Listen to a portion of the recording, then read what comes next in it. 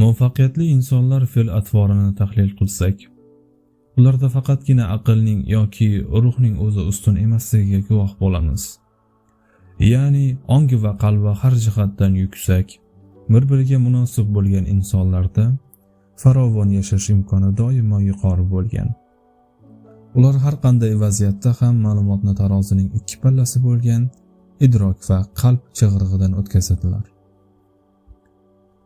Biz essiz ko'nglimga quloq tutsam bo'lar ekan, shu narsa bo'lishini sezgan edim, shunday bo'lishini yuragim sezgan edi degan jumlalarni ko'p eshitamiz. Bu bejiz emas. Boisi yurak ham fikrlaydi, mushohada qiladi. Buyuk insonlar doimo aql, yurak oralig'ida bo'ladilar. Ya'ni holatda bo'ladilar. Shuningdek, inson muhabbat, shukronalik, qanoat kabi ezgulik ramzi bo'lgan kuchli tuyg'ularni o'zining ruhida kashf qilib kelgan.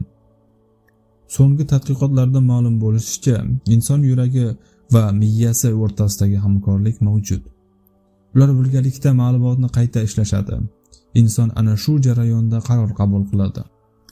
Ijodkor ham, tadbirkor ham, rassom yoki rejissyor ham mashaqqatlarni yengishda yordam bergan hislarni, og'ir damlarda dalda bo'lgan tuyg'ularni, taraqqiyotga sabab bo'ladigan g'oyalarni yaratishda qalbidan kuchli kuch oladi.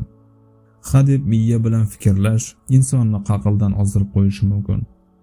Biz odatda yurakni aqlli, ko'ngilni esa xohishlarga bo'ysunadi deb o'ylaymiz. Oxirgi ilmiy qarashlarga ko'ra, yurakda ham mustaqil asab tizimi bo'lib, bu unga mantiqiy xulosalar qilish imkonini beradi. Yurak miyaga asosli va foydali ma'lumotlar beradi. Shu bois aksariyat insonlar qalblariga bo'ysunadilar. Ya'ni yurak qanchalar kuchli bo'lsa, qarorlar ham shu qadar asosli bo'lib chiqadi. Neyrofiziologlar tomonidan ruh va miya o'rtasidagi neyronli aloqa yo'li aniqlangach, insonlarning aqlli qaror qabul qilishlarida yurakning o'rni yuqori ekani yanada oydinlashdi. Yurakdagi mantiqiy fikrlash tizimi shu vaqtga qadar o'ta murakkab va sirli mexanizm bo'lib qolmoqda. Unda ham miyadagi kabi neyronlar, gormonlar, oqsil va to'qimalar mavjud. Yurakdagi neyronlar soni 40 mingtagacha yetadi. Yurakdan yuborilgan xabar miyaga uning idrok, qaror qabul qilish hamda boshqa hissiy holatga javobgar qismi orqali qabul qilinadi. Eng qiziq jihati shuki, inson tanasi atrofida hosil bo'ladigan elektromagnit maydonidagi quvvatning asosiy qismini ruhdan, ya'ni qalbdan hosil bo'ladi. Yurakning magnit quvvati miyanikidan 500 barobar yuqori. Hech e'tibor berganmisiz? Ba'zi insonlar bilan qayta-qayta suhbatlashishingiz kelaveradi. Buning uchun ilmiy asos bor.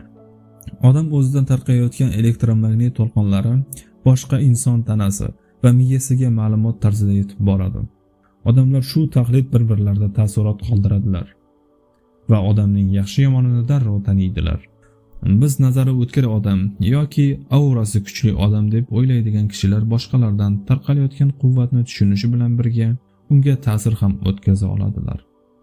Kuchli inontirish, ta'sir o'tkazish qobiliyati ham aslida qalb ta'sirida amalga oshiriladi. Hissiy quvvati yuqori bo'lgan, ya'ni kuchli ruhiyatli insonlar boshqalarning fikrini oson o'qiy oladi hamda vaziyatga oson baho beradi. Ular boshqalarni oson tushunadilar. Hissiy quvvat yordamida odamlar o'zlari bo'lmagan joylarda bo'lishlari, o'zlari bilmagan narsalar haqida so'zlashlari mumkin. Eng muhimi, miya va yurak o'rtasidagi samarali aloqaning natijasi bo'lgan muvaffaqiyatlilik insondagi ijodiy yondashuvni yuzaga chiqaradi. Ya'ni bu holatda inson ilg'or va noodatiy fikrlaydi. Boshqalar ko'ra olmagan imkoniyatlarni tasavvur qiladi. To'siqlarni yengish uchun o'zida kuch topadi va faqat olg'a boradi. Shuning bilan birga miya va ruh o'rtasidagi sog'lom aloqa inson uchun ijobiy kayfiyatning tuganmas manbasidir. Bunday insonlar barchani maftun qiladi. Ularni barcha tinglaydi va ulardan tarqalayotgan quvvat boshqalarga kuch bag'ishlaydi. Yurak va miya o'rtasidagi aloqalarning uzilishi faqatgina hissiy nosog'lomlik bilan bog'liq emas. Shu sababli ham inson asabiga darz ketsa, turli og'ir kasalliklar ham yuzaga chiqaveradi. Yana bir qiziq ilmiy dalillardan biri shuki, yurak ichki hissiy sezgini qayta ishlaydi hamda maxfiy belgilarni aniqlash orqali mavhumlikni oydinlashtiradi. Gap shundaki, yurakka xos ichki hissiyot makon va zamon chegaralaridan ham yuqori turadigan kuchli axborot maydoni bilan bog'lana oladi. Miya kelajakni tasavvur qilsa, yurak kuchli hissiy tizim orqali buni sezadi.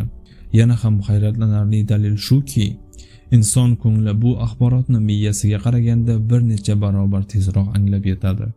Aytmoqchimanki, muvaffaqiyat faqatgina aqlga suyangan qarorlar natijasi emas. Siz qalbingiz va ruhingiz bilan ham aloqa bog'lashni unutmang. Odam fazoviy borliq bilan ham ruhan aloqa qiladi. Inson gunohga botgani sayin ruhiyatdan uzoqlashib boradi. Bu holatda g'alaba qozonish qiyinlashadi. Ruhiyat va qalb bolalikdan shakllanib boradi. Bunda quyidagi omillarning o'rni yuqori. Yaxshi insonlardan tarbiya olish, halol mehnatga o'rganish, kitob o'qish va ilm olish. Yaqin insonlar bilan bamaslahat ish qilish, samimiy, shikasta nafs, tavozili va hokisor bo'lish, yomonlardan yiroq yurish, odamlarga yaxshilik qilish, bu dunyoning o'tkinchiligini his qilib yashash. Miya va yurak o'rtasida samarali aloqaning yo'lga qo'yilishi muvaffaqiyat uchun asosdir. Shunda aqliy qobiliyat rivojlanib, insondagi to'g'ri qaror qabul qilish salohiyati oshadi. Bunday holatda taqdirimizda muhim ahamiyat kasb etgan ijtimoiy munosabatlar, odamlar bilan muloqot kasb etadi va mustahkamlashib boradi. G'alaba sari qadam avvalo jismonan emas, ruhan harakatda namoyon bo'lsa, maqsad o'zini oqlaydi. Yuksalish avval qalbda sodir bo'lishi kerak. Ana shunda taningiz holdan to'yganida qalbingiz bilan harakatlanishni o'rganasiz. Natijada mudom harakatda bo'lasiz. Biz g'alaba qozonamiz kitobidan olindi. Manba: Zamin.